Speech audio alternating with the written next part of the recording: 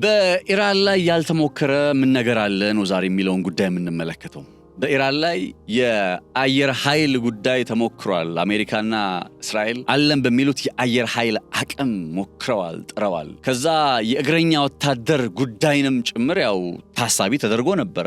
አንዳንዶችም ዩራኒየሙን ለምን እግረኛ ጦር ገብቶ በስፔሻል ኦፕሬሽን ከዛ ይዘውት አይወጡም የሚል አይነት ሐሳብን እንዲያነሱ ምክንያት የሆኑ አይነት ዘገባዎችን አይተናል። እግረኛ ጦር ጉዳይም ታስቧል። ነገር ግን እንደማያዋጣ ደግሞ አይ ቲንክ ተረድተው ይመስለኛል እሱን ጉዳይም በይደር አስቀምጠውታል ወይም ተስፋ ቆርጠውበታል። ሌላኛው አዲስ ሆኖ ያየን የምንገኘው ነገር የባህር ኃይል ጉዳይ ነው። ብሎኬድ በሚል አሜሪካ በኦማን ባህር ላይ ሆና ኢራንን ልታስጨንቅ እየሞከረች ባለችበት በዚህ ሰዓት ላይ ኢራን ባልተጠበቀ መልኩ 3 መርከቦችን በቁጥጥር ስር በማድረግ ብሎኬድን በብሎኬድ ለሚለው የትራምፕ አካሄድ ምንም እጇን እንደማሰጥና በዛ ቀጠና ላይ በሆርሙዝ ቀጠና ላይ ፈላጭ ቆራጯ ኢራን እንደሆነች የሚያረጋግጥ አይነት እርምጃን ወሰደች። እንደ ልዕለ ኃያል ሀገር አሜሪካ አሉኝ የምትላቸው አማራጮች እነዚህ ናቸው። የአየር ኃይል፣ የባህር ኃይል፣ የእግረኛ። 3ቱም በኢራን ላይ እየሆነ ነው።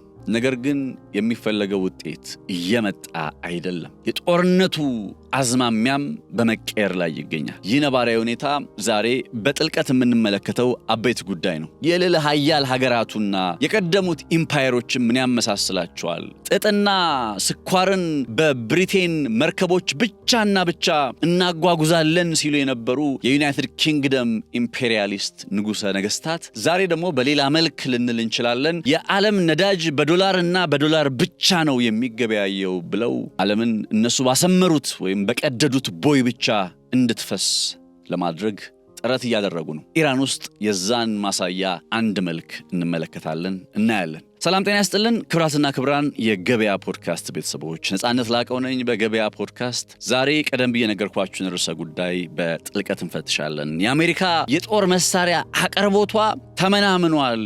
በትንሹ 1 ዓመትና ከዛ በላይ ያስፈልጋታል። ከጦርነቱ በፊት ወደ ነበረችበት ነባራዊ ሁኔታ ለመመለስ አሜሪካ በትንሹ 1 ዓመትና ከዛ በላይ ያስፈልጋታል የሚል የሴንተር ፎር ስትራቴጂክ ስተዲስ የሚባል አንድ ዓለም አቀፋዊ ተቋም ይዞት የወጣ ሪፖርትም አለ። የአሜሪካ ወታደራዊ ቴክኖሎጂዎች ተመናመኑ የሚል ማለት ነው። እሱንም ጉዳይ እንዲሁ የምንመለከት ይሆናል። አብራችሁ እንድትሆኑ በአክብሮት ጋብዛለሁኝ። እስከ ዝግጅታችን ፍጻሜ ድረስ መልካም ቆይታ ይሆንላችሁ።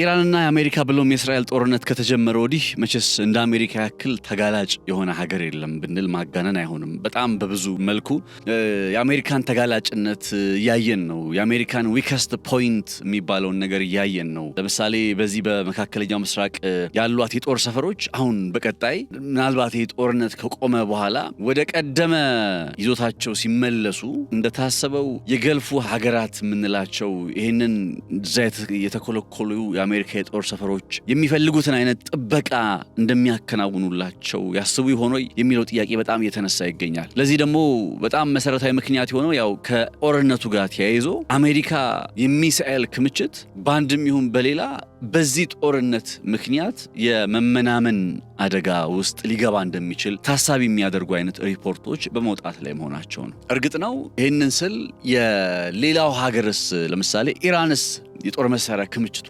አልተመናመነም ወይ? የሚሳኤል ክምችቷ አልተመናመነም ወይ? እንዲህ የተባለ ሊገለጽ ሊነሳ ይችላል። ኦፍ ኮርስ የነ ኢራንም ጥቂት የማይባል የባላስቲክ ሚሳኤል ክምችታቸው፣ የክሩዝ ሚሳኤል ክምችታቸው መቼስ ጦርነት ውስጥ አይደለ ያሳለፉት፣ ኤክስፔክትድ ነው፣ ሊገጥም የሚችል ነገር ነው። የአሜሪካን የተለየ የሚያደርገው ግን አሜሪካ ብለን የምንገልጻት ሀገር በዚህ ሰዓት በዓለማችን ላይ አለሁ የምትል ግሬት ፓወር የተባለች ከነ ቻይና ከነ ሩሲያ የሚሉትን ስሞች ከመጥራታችን በፊት አስቀድመን የምንጠራት ስም ነች አሜሪካ ማለት ነው።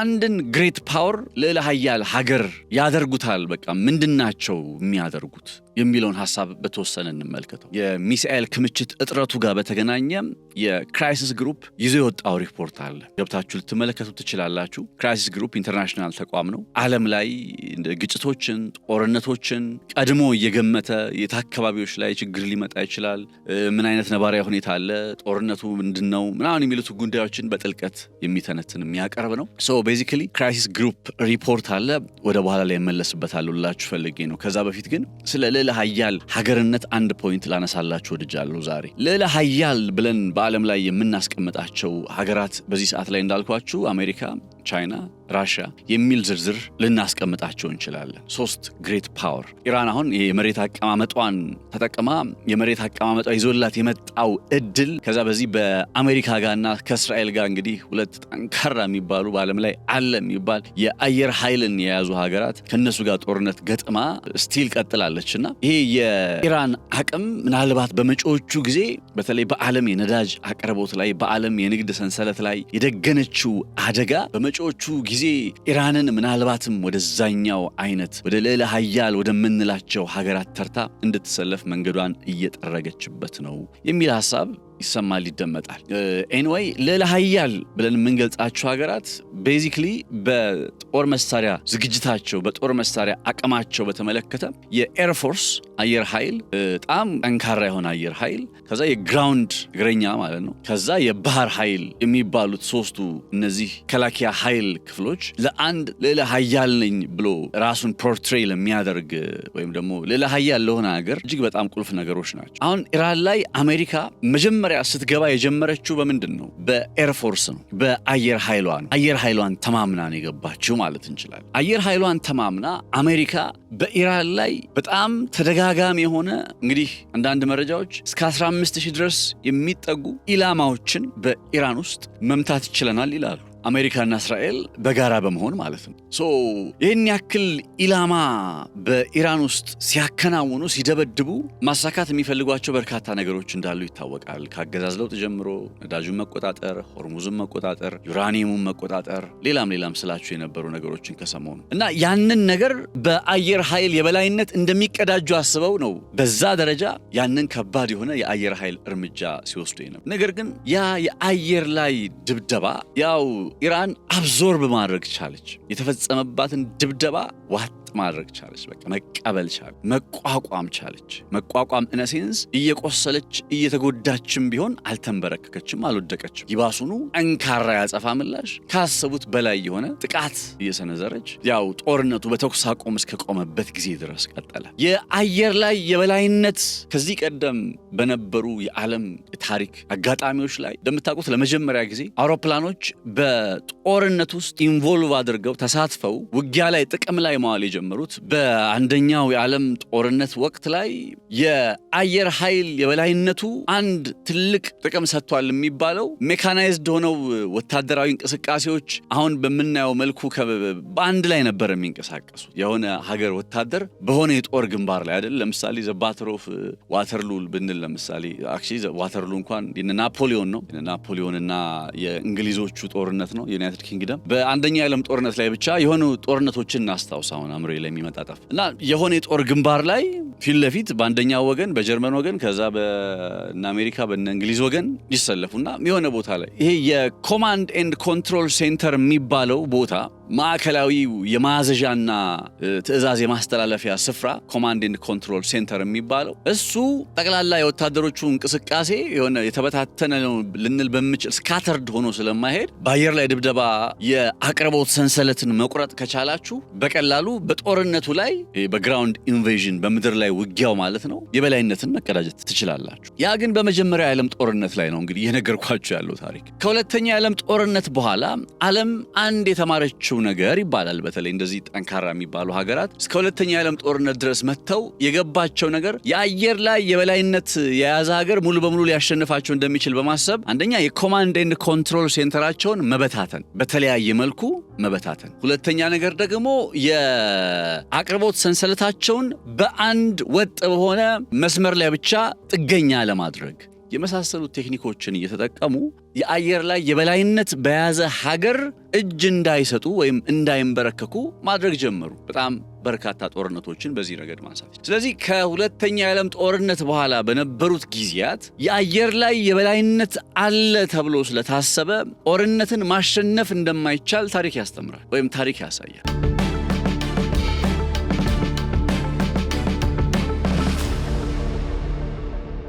በኢራን ውስጥም አሜሪካ የአየር ላይ የበላይነት የምትለውን ጉዳይ ስታነሳ በዛ መልኩ ጦርነቱን ማሳካት ማሸነፍ እንደማትችል ቀድሞ የሚታወቅ ነበር። ጉዳት ማድረስ ትችላለች። አሁን በባትልና በዋር መካከል በውጊያና በጦርነት መካከል ያለውን ነገር በጣም ግልጽ ማድረግ ይኖርብናል። ውጊያዎቹ የቀለቀን የተኩስ ልውውጦቹ ሊሆኑ ይችላሉ። ጦርነቱ ሲባል ግን አጠቃላይ ተጀምሮ እስከሚያልቅ ድረስ ባለው ሂደት ላይ ያለው ጠቅላላ ሂደት ነው ጦርነት የምንለው እንጂ አንድ ስፔሲፊክ የሆነች የጦር ግንባር ላይ የተከናወነች ውጊያን እያነሳን በዛች ውጊያ ላይ ማሸነፍ መቻል ጦርነትን እንደማሸነፍ መቻል አይቆጠርም። እንደምታውቁት ጦርነት በቃ ሙሉ ሂደቱ ነው። ለምሳሌ እነ ቪየትናም ላይ ይላሉ እኮ በኋላ ላይ ማነሳዋለሁኝ። እነ ቪየትናም ውስጥ እነ አሜሪካ በየትኛውም የጦር ግንባር ላይ አሁን ባትል በምንለው ላይ እነ አሜሪካ አልተሸነፉም፣ በጦርነቱ ግን ተሸንፏል። ገብቷቸዋል። ይሄኛው ጉዳይ ሞር ከስትራቴጂካዊ አሸናፊነት ጋር ከስትራቴጂካዊ ፍላጎትን ማስከበር ጋር የተገናኘ ነው። ብዙ ዋጋ መክፈላቸውም ሳይካድ ማለት ነው ቪየትናም ውስጥ። እና ይሄ የጦርነትና ውጊያ የሚባለውን ነገር ከተመለከታችሁት በአንዳንድ የሆኑ ውጊያዎች ላይ ያው የአየር ላይ ጥቃት በሰነዘሩባቸው ላይ ድል አደረግን ሊሉ የሚችሉበት ሁኔታ አለ። ለምሳሌ አያቶላህ አሊ ካሜኒን ገለናል የሚለውን ጉዳይ እንደ ድል አድርገው ሊያመጡት ይችላሉ።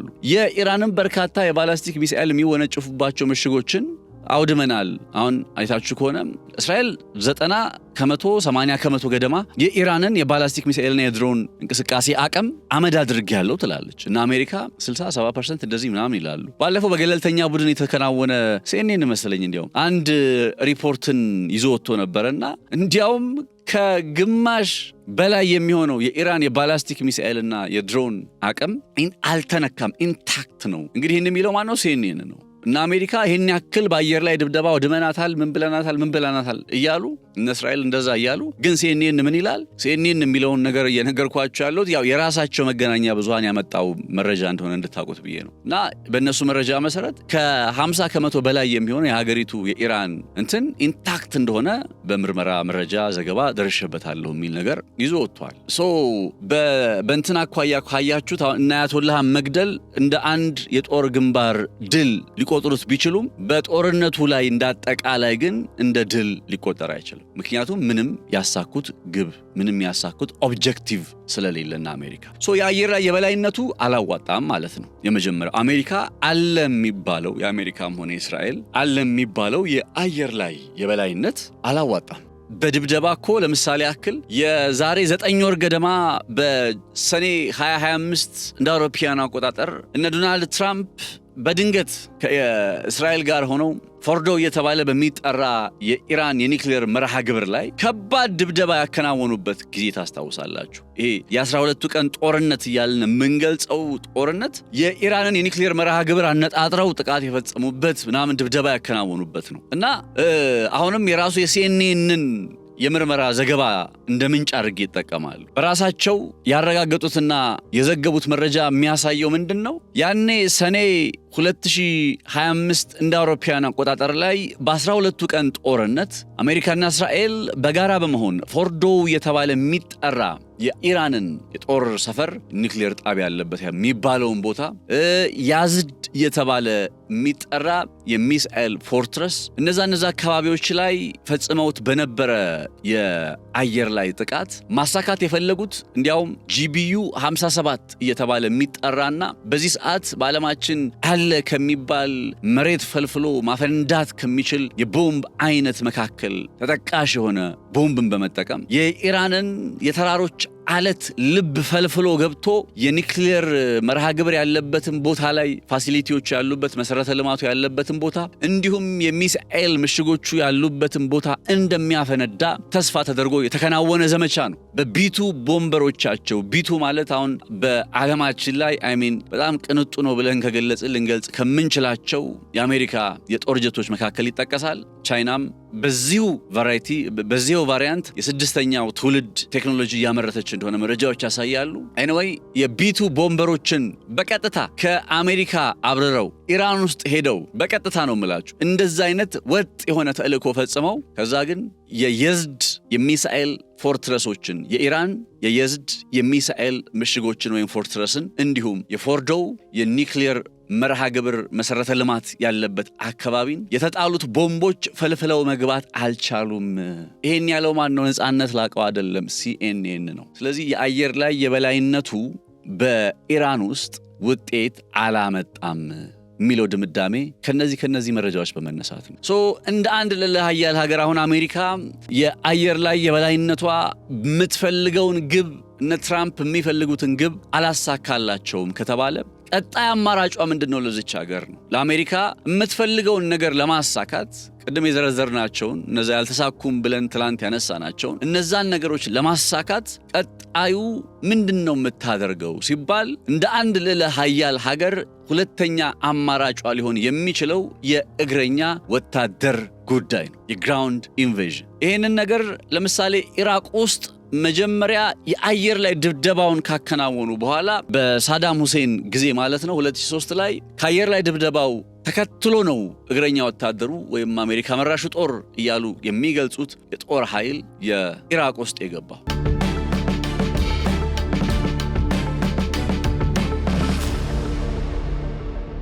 ወደ ኢራን ነጥብ ስንመጣም በኢራን ውስጥም የእግረኛ ወታደሮችን አስገብቶ አስፍሮ አትሊስት የሚፈለገውን ነገር ማሳካት የሚለውን ነገር ሳያስቡት ቀርቶ አይደለም እነ ዶናልድ ትራምፕ ወይም አማራጭ እያላቸው ትተውት የተሻለ አማራጭ ስላላቸው ምናምን አይደለም። እግረኛ ወታደር እና አሜሪካ ወደ ኢራን ውስጥ ቢያስገቡ አሁን ከዚህ ቀደም መቼስ የገበያ ፖድካስት ቤተሰብ ሆናችሁ ስለ ኢራን የመሬት አቀማመጥ እንዴት ፈጣሪ በመሬት አቀማመጧ እንደባረካት እውነቴን ነው የምላችሁ በተደጋጋሚ አንስተናል። በዚህ በአፍጋኒስታን፣ በተርከሚስታን፣ በፓኪስታን በምንላቸው አካባቢዎች ላይ ያሉ በረሃዎች ልክ እነዛም በረሃዎች በተርከሚስታን በኩል ሲጨርሱና ወደ ሰሜን በኩል ስትዞሩ የካስፒያን ባህር አለ። የካስፒያን ባህርን ስታልፉ እነ ቱርክና ኢራቅን ታገኙና እነ ቱርክና ኢራቅ የሚጀምሩበት አካባቢ ላይ የዛግሮቭ ተራሮች አሉ። የዛግሮቭ ተራራዎችን ስር በታች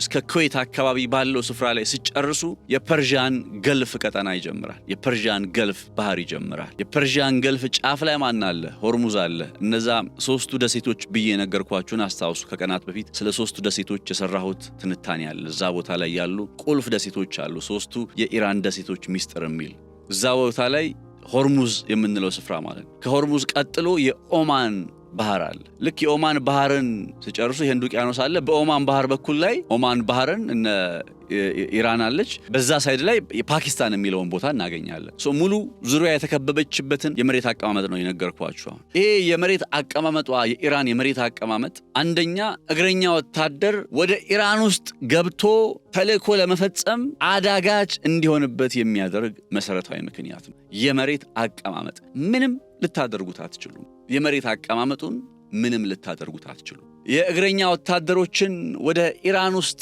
ማስገባት በሚለው ጉዳይ ላይ እሺ እግረኛ ወታደሮችን ያስገቡ፣ የኢራን የመሬት አቀማመጥን መቋቋም ቻሉ ብለን እናስብ። እሱን ከተቋቋሙ በኋላ ቀጥሎ የሚጠብቃቸው ምንድነው ስትሉ ከተራሮቹ ስር ሚሊየንስ የሚሆኑ የኢራን ወታደሮች አሉ። ለምሳሌ ባሲጅ ከ1 ሚሊዮን በላይ የሆኑ ወዶ ዘማች ናቸው። እንዲያውም ባለፈው አሜሪካዊው ፓይለት ወደቀ በተባለ ጊዜ ፍለጋውን ሲያከናውኑ የነበሩት እነዛ ታጣቂዎች አይታችኋቸው ከሆነ ተራራ ለተራራ ሲዞሩ የነበሩት እነዛ ሰዎች ማለት ነው ባሲጅ ይባላሉ። በጎ ፈቃደኛ ወዶ ዘማች ወታደር ናቸው። IRGC ጥሪ ሲያቀርብላቸው ለዛ ጥሪ አዎንታዊ ምላሽ ሰጥተው ስራቸውን የሚቀጥሉ ናቸው። ከዛ IRGC የሚባለው ኃይል አለ። እስከ 600,000 ድረስ ምናምን የሚጠጋ ወታደሮች አሉት የሚባል የኢራን ድንበርን የማስጠበቅ ኃላፊነት ያለበት የሀገሪቱ መከላከያ ኃይል አለ። አስቡት። እና እንዲህ አይነት የእግረኛ ወታደር ማዕት ሚሊየንስ ይጠብቃቸዋል። ከዛ አሜሪካ ለምሳሌ በዛ ቀጠና ላይ ምን ያክል ወታደር ነው ያላት? ከዚህ ቀደም ይሄ ጦርነት ከመጀመሩ በፊት ከፌብሩዋሪ 28 በፊት 50,000ና ከዛ በላይ የሚሆኑ ወታደሮች በመካከለኛው ምስራቅ አሏት ይባላል። ከዛ አሁን ኢራን ላይ የሆነ እንቅስቃሴ ጀምር ያለው ምናምን የሚል ነገር ሲመጣ 10,000 15,000 አካባቢ የሚሆኑ ወታደሮችን ጨመረች። 65,000። ይሄ 65,000 የአሜሪካ ወታደር ኢራን ውስጥ ቢገባ ብላችሁ አስቡ። ከሚሊየንስ ከሆነ የኢራን እንትን ጋር ነው የሚዋጋው።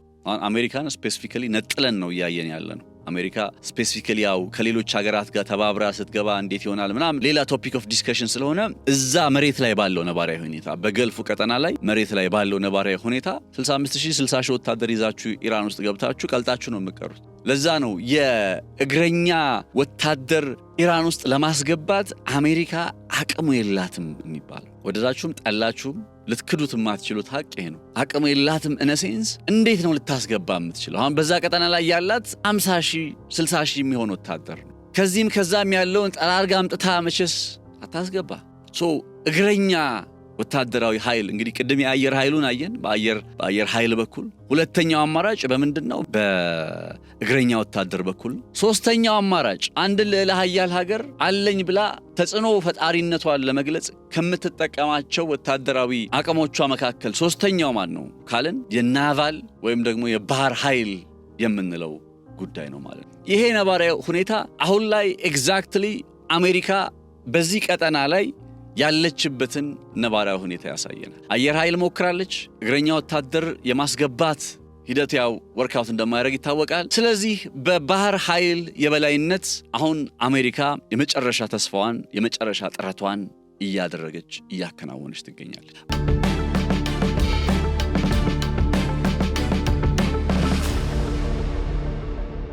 ብሎኬድ እየተባለ የሚጠራው አካሄድ ወይም ኢራንን መዝጋት የሚባለው አካሄድ ትላንትናም በተወሰነ ነግሬያችኋለሁኝ። ለማን እንደሚበስ እናያለን የሚለውን ጉዳይ እንዳትረሱ። ትላንት በጥልቀት ስለሄድኩበት የባህር ኃይል ጉዳዩን ብዙ አሁን አልሄድበት። አሜሪካ ግን አሁን በየትኛው ሌቭል ላይ ነች የምትገኘው ካለን ሶስተኛውን አማራጭ በመጠቀም ሂደት ላይ ነች አለ። ይሄ አማራጯ ምን የተሻለ አለ ከተባለ ከዚህ የተሻለ አይ ዶንት ኖ ምን እንዳላቸው አሜሪካዎች ሞክረውታል ሁሉንም። እግረኛ ወታደሮቹን ያው ባይሞክሩትም ምን እንደሚገጥማቸው ስለሚታወቅ እሱን ገና ሲያስቡት የተውት አይነት አካሄድ ተደርጎ ይቆጠር። የባህር ኃይል ብሎኬድን አከናወንም ብለው ኢራንን ሲያስጨንቁ ትላንትና ኢራን 3 መርከብ አገተች።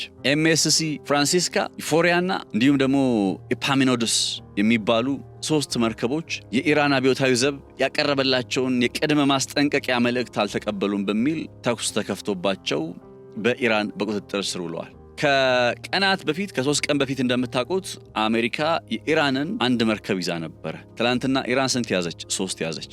ዩሲ ኢራን አሲሜትሪክ ዋርፌር ነው ባለው ለዚህ ነው። እኔ ብቻ ሳልሆን ዓለም የሚለው ለዚህ ነው። አሲሜትሪክ ዋርፌር በቃ አንድ ሲይዙባት 3 ትይዛለች። እንደዚህ አሁን ምን እየሆነ ነው ማለት ነው? የአሜሪካ የባህር ኃይል የበላይነት እንግዲህ አለን ነው የሚሉት አይደል ዶናልድ ትራምፕ።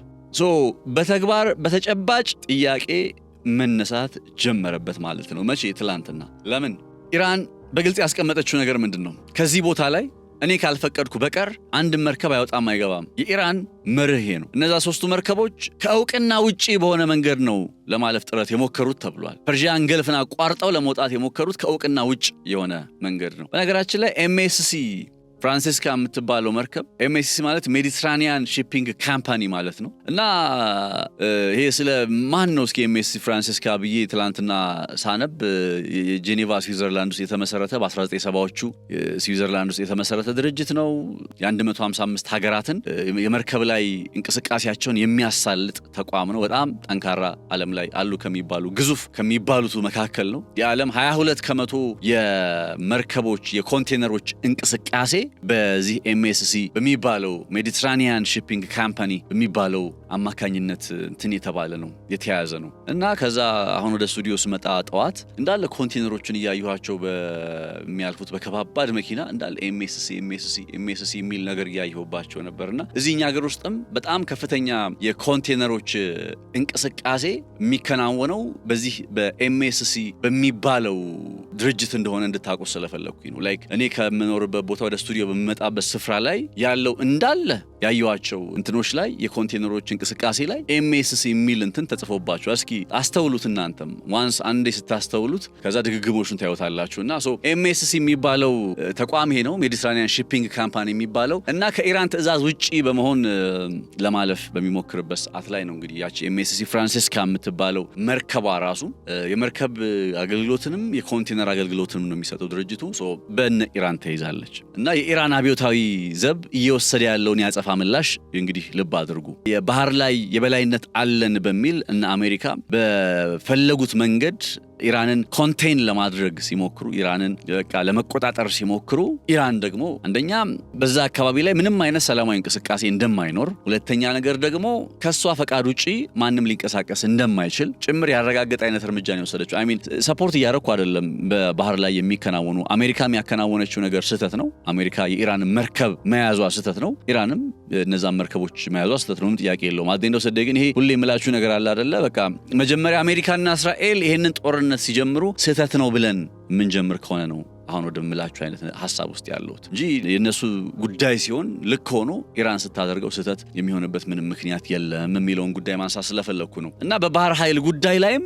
የበላይነቷ የና አሜሪካ የበላይነት አሁን ጥያቄ የተነሳበት ነው ምንድነው አማራጩ ነው ቀጣይ አየር ላይ የበላይነታቸው የሚፈልጉትን ድል አላመጣም የግራውንድ ኦፕሬሽን ለማከናወን የሚያስችል አይነት ነባራዊ ሁኔታ ላይ አይደለም ያሉት የባህር ላይ የበላይነታቸው በምታዩት መልኩ ሌላ ጫና እየመጣበት ነው ሌላ ነገር እየመጣበት ነው እየቆየ በሄደ ቁጥር ደግሞ አይ ዶንት ቲንክ እውነቴን ነው የምላችሁ የሚቆይ ትላንትም ብያቸዋል የማን እንደሚበስ እናያለን አይደል ያልኩት የሚቆይ አይመስለኝም የሚችለው አይመስለኝም የባህር ኃይላቸው እዛ ብሎኬድ አከናውነው የሚችለው አይመስለኝም ለምን እንደሆነ ያው ትላንት አንስቼዋለሁ ነገሩ ወዴት እያመራ ነው ምንድነው ሊከተሉ የሚችለው የሚለው ነጥብ ሲመጣ በቃ አምነው ወደ መቀበል መምጣት እንዳለባቸው ነው እንግዲህ የሚሰማኝ በርካቶች የሚናገሩት አምነው መቀበል ያለባቸው አንድ ነገር አለ ኢራንን መቀበል መጀመር አለባቸው ከኢራን ጋር አብሮ ለመኖር ኢራን ውስጥ ካለ መንግስት ጋር አብሮ በጋራ እየሰሩ ለመቀጠል they need to be ready almost ከጃቸው የወጣ አይነት ነገር ነው እየመሰለ የሚገኘው የሆነ ተአምር ካልመጣ በቀር እኔ አይ ዶንት ቲንክ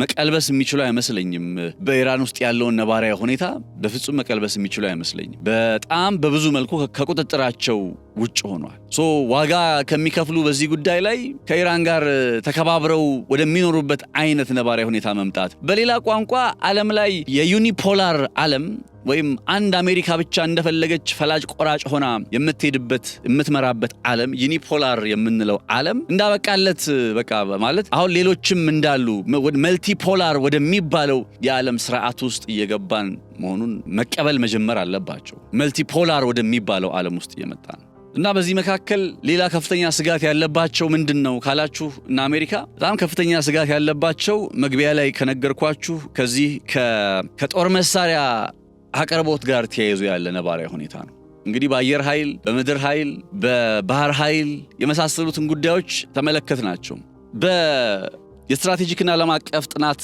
ማዕከል CSIS ይዞ የወጣው አንድ ሪፖርት እንደሚያመላክተው ከሆነ አሜሪካ ከኢራን ጋር በነበራት ግጭት በጣም መጠነ ሰፊ የጦር መሳሪያዎችን በመጠቀሟ ምክንያት በቀጣይ ለሚከሰቱ አዳዲስ ወታደራዊ ግጭቶች የሚሆን ከፍተኛ የሚሳኤል እጥረት ሊገጥማት እንደሚችል በመገለጽ ላይ ነው ይሄንን ያልኩት ነፃነት ላቀው አይደለም ክራይሲስ ግሩፕ ስትራቴጂክና ዓለም አቀፍ ጥናት ማዕከል ተንታኞች እንደሚሉት ከሆነ በኢራን ላይ በብዛት ጥቅም ላይ የዋሉትን ቁልፍ የአሜሪካ የሚሳኤል ስርዓቶችን አይተኩትም አይደለም መልሶ ለመተካት በርካታ ዓመታትን ይፈጃል በተለይም ፓትሬት የሚባለው ለምሳሌ የአየር መከላከያ ሚሳኤል ክምችቶች የታህድ የፒአርኤስኤም ኦፕሬሽናል ታክቲካል ሚሳኤሎች የቶምሃውክ ክሩዝ ሚሳኤሎች እና መሰል አሜሪካ የምታመርታቸው የጦር መሳሪያዎች እንደ ስትራቴጂክና ዓለም አቀፍ ጥናት ማዕከል ትንበያ ከሆነ ይሄ ሚሳኤል ክምችት ሙሉ በሙሉ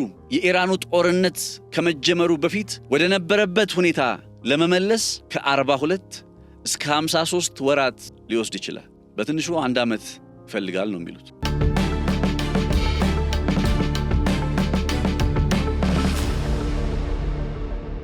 ታስታውሱ ከሆነ በ12ቱ ቀን ጦርነት የ12ቱ ቀን ጦርነት ማለት በሰኔ 2025 ኔታንያሁና ትራምፕ ኢራን ላይ ፈጽመውት በነበረ የአየር ላይ ጥቃት የተጀመረው ጦርነት እና 12 ቀን ሙሉ ተዋጉና በዛ ሞመንት ላይ ምን ተባለ መሰላችሁ አሜሪካ ካላት የጸረ አየር ላይ ጥቃት መከላከያ ቴክኖሎጂ 25% ጥቅም ላይ አውላለች ተባለ በ12 ቀናት ውስጥ እሱ ብቻ አይደለም የሚገርመኝ አሁን ባለው ጦርነት ላይ የሚሳኤልና የጸረ ሚሳኤል ቴክኖሎጂዎቻቸው ወይም የጦር መሳሪያዎቻቸው ክምችት በአግባቡ መተካት እንዳለበት በአንድ ቃለ መጠይቅ ላይ በአንድ ዜና ላይ actually የአሜሪካው ሴክሬታሪ ኦፍ ዲፌንስ ፔት ሄግሴት ሲናገር የሰማሁት ጉዳይ አለ ኢራን በየወሩ በትንሹ 100 የሚሆኑ ሚሳኤሎችን ታመርታለች እኛ እሱን ማምረት አልቻልንም የግድ ኢራንን በጦርነቱ እንድናሸንፋት የምትፈልጉ ከሆነ እናንተ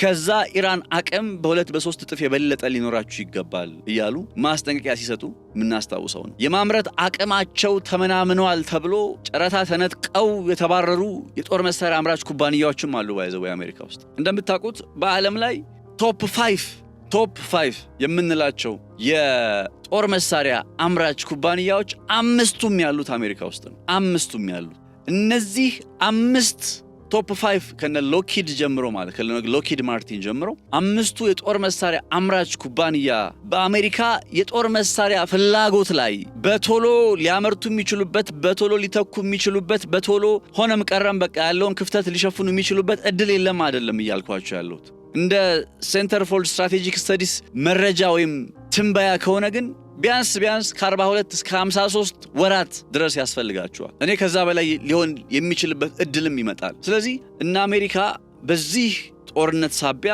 ይህንን ጦርነት በመጀመራቸው ሳቢያ አንዳንዴ ዊከስት ፖይንታቸውም ታየ፣ ደካማ ጎናቸውም ታየ ሲባል ለዚህም ነው። በእንደዚህ አይነት ወታደራዊ አቅም እንዴት ነው ኢራንን ማሸነፍ የሚቻለው ነው አሁን ሌላው ጥያቄ የሚሆነው ማለት ነው። ኢራን ትላንትና ስለ ኢራን አንድ ማንሳት የፈለኩት ነገር ነበረ። ስለ ኢራናውያን አክቹሊ ኢራንና ኢራናውያን በጣም ምን እንደሚያስገርመኝ ታውቃላችሁ? ኢራንን በተመለከተ በዓለማችን ላይ አሁን ላይ የምታውቁትን ካርታ አሁን ኢራንን በተመለከተ የሚታወቀው ካርታ ማፕ አለ አይደል? ይህንን ካርታቸውን ላለፉት 500 ዓመታት አስጠብቀውት ነው እዚህ የደረሱት። ለ500 ዓመት ይሄ ካርታ ተቀይሮ አያውቅም። ፎር ሃፍ ሚሊኒየም ይሄ የኢራን ካርታ የምትመለከቱት ካርታ እንደዚህ ነው። እና ኢራናውያን ሀገራቸውን በተመለከተ ያላቸው አቋም ምን እንደሆነ በግልጽ የሚያሳይ ይመስለኛል። ላለፉት 500 ዓመታት ይህንን የምንመለከተውን ካርታ ጠብቀው የቀጠሉ ሰዎች ስለሆኑ አሁን ላይም ወርዝ ዳይንግ የሚል በቃ ወርዝ ያረጋል፣ ለሀገር መሞት ወርዝ ያረጋል ብለው የሚያስቡ ሰዎች ናቸው። ይሄ ሲባል እንደ እነሱ እኮ አስተዳደር ቴዎክራሲ ነው የሚሉት ነገር አለ። የምዕራቡ ዓለም እንደምታውቁት እኛም ሀገር አክቹሊ አለ ቴዎክራሲ አይደለም እኔ የምምለው አለ። ቴዎክራሲ ማለት የሃይማኖታዊ ስርዓትን ከመንግስት ጋር ቀላቅሎ ስልጣንን የሚያስቀጥል አይነት አካል ማለት ነው። ያንን የውስጥ ጉዳያቸውን በተመለከተ ትላንትም እንዳልኳችሁ የራሳቸው ጉዳይ ነው፣ የውስጥ ጉዳይ። ለምሳሌ ዛሬ ዶናልድ ትራምፕ ሲያስነግሩ የነበረው ነገር አለ አይደለ? 8 የሚሆኑ ባለፈው ተቃውሞ ላይ ወጥተው የነበሩ ሴቶች በስቅላት ሊቀጡ ብለው ከዛ ከ8ቱ መካከል 4ቱ በአስቸኳይ እንዲለቀቁና ተጨማሪ ሌሎች 4ቱ ደግሞ ከአንድ ወር እስር በኋላ እንዲለቀቁ አደረግን። ብቻ እንዲህ አይነት ዜና አሁን በጣም እየመጣ ነው። ሌላ ራሱ ያየሁት ከእስራኤል ጋር ግንኙነት አለው ያለችውን ሰው ወይም ለእስራኤል ሰልሏል ያለችውን ሰው ኢራን በስቅላት ቀጣች የሚል ዜና ማይቻል። አሁን ይሄ ዛሬ ላይክ በአንድ ሰዓት ባልሞላ ጊዜ ውስጥ ያዩዋቸው ኢራንን በተመለከተ የወጡ ዜናዎች ናቸው። አያደርጉም፣ ንጹህ ናቸው ምናምን ብዬ አገዛዙን ፕሮቴክት የማድረግ ዓላማ የለኝም። ሳደንቅም አገዛዙን ምናምን እኔ ኢራንን ነው ማደንቀው፣ ኢራናውያንን ነው ማደንቀው። መንግስታዊ መሪዎች በአንድም ይሁን በሌላ ደካማ ጎንም አላቸው፣ ጠንካራ ጎንም አላቸው። በየሀገሩ እንዳሉት የፖለቲካ ስርዓቶች ደካማም ጠንካራም ጎን አላቸው። በኢራን ውስጥ ግን ያለው አካል በተመሳሳይ ደካማም ጎን አለው፣ የአያቶላ አስተዳደር ጠንካራም ጎን አለው፣ ደካማም ጎን አለው። whenever ስለ ኢራንና ኢራን አስቤ ድንገት የሆነ ወደ እነሱ እንትን ያለ ሐሳብ ከመሰላችሁ ከእንትኑ ጋር አይደለም። ለ500 ዓመታት አሁን ላይ ያለ ድንበራቸውን አስጠብቀው የቆዩ ሀገር መሆናቸውን ስለማከብር ነው። ትላንት አደንቃቸዋለሁ ብዬው የነበረው ፖይንት ይሄ ነው። ለ500 ዓመታት አሁን ላይ ያለ ድንበራቸውን አስጠብቀው የቀጠሉ ህዝቦች ናቸው። እና ይህን ነጥብ ማነሳላችሁ ለምንድን ነው? እና አሜሪካ ወታደራዊ የበላይነት ነው አሁን የሚያወጣው ከእንደዚህ አይነት ህዝቦች ጋር አብሮ ለመኖር ወይንስ ሌላ አማራጭ ነው? ተቀራርበው ለመስራት ለምንድን ነው? ዋይ ኢዝ ኢት ሃርድ? አይኖ በጣም ከባድ ነው። እንደና አሜሪካ ላለ ስሪቱ ራሱ ትላንት በተወሰነ ስለ ኮሎኒያሊዝም እየነገርኳችሁ ነበር አይደል? ስለ ኢምፔሪያሊዝም ብሪቲሽ ኢምፓየር የምትባለው አኮ የብሪቲሽ ኢምፓየር በጣም ከሚገርመኝ ካደረጉት ነገር መካከል ሁለቱን ብቻ ልንገራችሁ። ሌላ ቀን ወይ በጥልቀት ገባበት ይሆናል። በአንድ የታሪክ አጋጣሚ ላይ ዓለም ላይ ዋነኛ ልክ አሁን ዛሬ ነዳጅ እንደምንለው ማለት ነው በሆነው ዘመን ላይ ዋናው በቃ ዓለም ላይ የሚሽከረከረው ነገር ስኳርና ጥጥ ነበር። ከዛ ብሪቲሾች ምን እንዳሉ ታውቃላችሁ? በዓለም ላይ ያለ የትኛውም ስኳርና ጥጥ በብሪቲሽ ሮያል ኔቪ በብሪቲሽ ባህር ኃይል ብቻና ብቻ ነው የሚንቀሳቀሰው የሚጓጓዘው።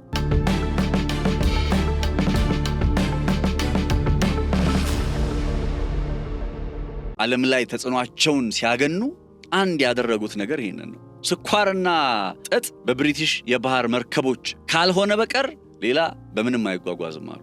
አንድ ሁለተኛው ነጥብ ደግሞ ብሪቲሾች ለስፔኖች ባሪያዎችን ይሸጡላቸው ነበር። ብድር ለመክፈል ዕዳ ለመክፈል ባሪያዎችን ሊትራሊ ይሸጡላቸው ከአፍሪካ እየወሰዱ እና የነሱ ግዛት ሲሰፋ የነሱ ዓለም ላይ ያለ ተጽዕኖ ሲሰፋ በዛ ሂደት ውስጥ እንዴት ሌላው ባሪያ እየሆነ እንዴት ሌላው እየሞተ እያለቀ ሀብቱ እየተዘረፈ እንደመጣ የምታውቁት። ልክ ብሪቲሾች ጥጥና ስኳር በብሪቲሾች የባህር መርከቦች ብቻ ይጓጓዛሉ እንዳሉት አሁን ላይ ያለችዋ የብሪቴን ተተኪ አሜሪካ የዓለም ላይ ነዳጅ በዶላር ብቻ ነው የሚሸጠው ብላለች። በዶላርና በዶላር ብቻ ነው የሚሸጠው። ጥጥና ስኳር በዩናይትድ ኪንግደም መርከብ ብቻ ነው የሚጓጓዘው። አስታውሱ እሱን። አሁን ላይ ያለችው አሜሪካ ደግሞ ነዳጅ በዶላር ብቻ ነው የሚሸጠው። የዚህ ዘመን ነዳጅ ማለት የትላንትናው ጥጥና ስኳር እንደማለት ሶ ይሁን እሺ። አሁን የነ ብሪቲሽ ጉዳይን በቃ ዓለም ኋላ ቀር በነበረችበት ዘመን ነው፣ ዓለም ባልሰለጠነችበት ዘመን ነው፣ እንደው የድሮ ታሪክ ነው ምናምን ብለን ኦኬሽ ያለፈ ታሪክ ስለሆነ ባለፈ ታሪክ ላይ መሟገት አይደል? እንደው ለትምህርት ካልሆነ በቀር የምናነሳው እኮ እንዲህ ጣት ለመቀሰር እናንተ ምናምን ለማለት አይደለም። ሆኗል። በጣም የሚያናደው ግን የትኛው ፓርት መሰላችሁ? በዚህኛው ዘመን አሁን ባለንበት ዘመን ኢምፔሪያሊስት የሆነ ተውት የዓለም ነዳጅ በዶላር ብቻ ነው መገበያየት የምትችሉት ብሎ ያለፉትን 50 ዓመታት ያመጣና አሁንም ያንን ነገር ሊያስቀጥል ልክ በቻይና ዩዋን መገበያየት ጀምሩ። የኢትዮጵያ ብር ፈጣሪ ፈቅዶለት ጠንካራ ቢሆን ዓለም ላይ መገበያየት አትችሉበትም እኮ ማለት ነው። በምን አቅም ነው የምትችሉበት? በእንደዚህ አይነት ነባራዊ ሁኔታ ላይ ነው እንግዲህ ያለ ነው ዓለም ያለችው በእንደዚህ አይነት ነባራዊ ሁኔታ ላይ። ኢራን ውስጥ እያየን ያለው ጦርነት የሃይማኖት ጦርነት ከመሰለ ተሳስታል። ኢራን ውስጥ ያለው ጦርነት የሆነ የአያቶላህና የምናምን ጦርነት ከመሰለ ተሳስታል። ኢራን ውስጥ ያለ ጦርነት የኒክሌር ጉዳይ ኢቭን ከመሰለ ተሳስታል። ኢራን ውስጥ ያለ ጦርነት የና አሜሪካን የዓለም ፈላጭ ቆራጭነት የማስቀጠልና ያለ ማስቀጠል ጦርነት። ሶ እነ ኢራንም በዛ ልክ ያመረሩት ለዛ ነው። እና አሜሪካም ደግሞ በመታየው ልክ እየሆነ ያሉት ለዛ ነው። መጨረሻው ምን ይሆናል? አብረን የምንመለከተው ነው፣ አብረን የምናየው ነው። ግን አሜሪካ አማራጮቿን እያጣች መታለች። አሁን ከአየር ኃይል ጀምሮ በምድር ኃይል በባህር ኃይል በምንላቸው ግሬት ፓወርን ግሬት በሚያሰኙት መንገዶች ሁሉ ነው እየሞከረች ያለችው። አፓረንትሊ ኢትስ ኖት ወርኪንግ፣ እየሰራ አይደለም። ሶ ቀጣይ እነ ዶናልድ ትራምፕ ደስፕሬት ሆነው ምን አይነት እርምጃ ሊወስዱ ይችላሉ የሚለው ነገር አሳሳቢ ቢሆንም በኢራን በኩል ደግሞ ለዛው ተመጣጣኝ እርምጃ ዝግጁ ሆነው በመጠባበቅ ላይ መሆናቸው ነገሩን ከመቼውም ጊዜ በላይ ውጥረት የተሞላበት እንዲሆን የሚያደርግ መሰረታዊ ነጥብ ነው ልል ነው የፈለግኩት። ዛሬ ጻነት ላቀው ነበርኩኝ በገበያ ፖድካስት አብሬያችሁ ቆይታ ያደረግኩት። አብራችሁ ስለነበራችሁ በጣም ከልብ አመሰግናለሁኝ። ቻናላችንን ሰብስክራይብ ማድረጋችሁ እንዳትረሱ። መልካም ጊዜ፣ መልካም ቆይታ ይሆንላችሁ።